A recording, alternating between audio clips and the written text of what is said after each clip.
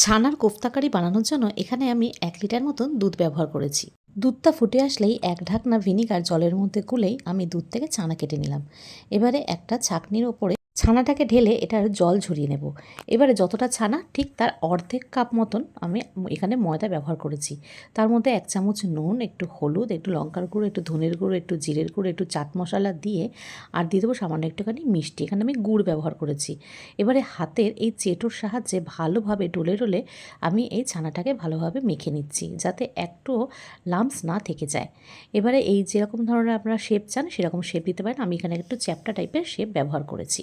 আপনারা চাইলে গোলও ব্যবহার করতে পারেন। যাই হোক, তেলটা গরম হয়ে গেলেই এবারে কোফতাগুলোকে ছেড়ে ভালো করে লাল লাল করে এপিট ওপিট করে প্রত্যেকটা কোফতা আমি ভেজে নেব। ময়দার পরিমাণটা বেশি পড়ে গেলে কিন্তু কোফতাটা খুব শক্ত হয়ে যায় বা টাইট হয়ে যায়। প্রত্যেকটা কোফতা আমার এখানে ভাজা হয়ে গেছে। এবারে ওই একই তেলের মধ্যে দিয়ে দেবো তেজপাতা, গোটা গরম মশলা আর দিয়ে আলুটাকে দিয়ে সামান্য একটুখানি নুন দিয়ে দেবো, যাতে আলুটা খুব তাড়াতাড়ি মজে যায়। এবারে একটা মিক্সার জারের মধ্যে একটা টমেটো, কিছুটা কাঁচা লঙ্কা আর কিছুটা কাজু বাদাম নিয়ে এটা একটা পেস্ট বানিয়ে নেব।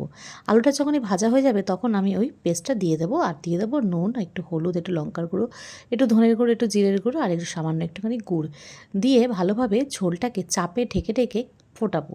যখন এই ঝোলটা খুব ভালোভাবে ফুটে আসবে তখন আমি ঢাকনাটা তুলে ওই কোফতাগুলোকে এটার মধ্যে দিয়ে এটাকে আমি 5 মিনিট মতন ঢাকনা চাপা দিয়ে ফোটাবো। খুব বেশিক্ষণ ফোটাবো না, তাহলে কোফতাগুলো ভেঙে যেতে পারে। যখনই এটা রেডি হয়ে যাবে তার উপরে দিয়ে দেবো একটুখানি ঘি, একটু গরম মশলা আর ভেজে রাখা মৌরি গুঁড়ো। তো রেডি হয়ে গেল আমার ছানার কোফতা কারি। ওপর দিয়ে কিছুটা কাঁচা লঙ্কা ছড়িয়ে দেবো। তো কেমন লাগলো আমার ভিডিওটা অবশ্যই কমেন্ট করে জানাবেন। অবশ্যই চ্যানেলটিকে সাবস্ক্রাইব করে দেবেন।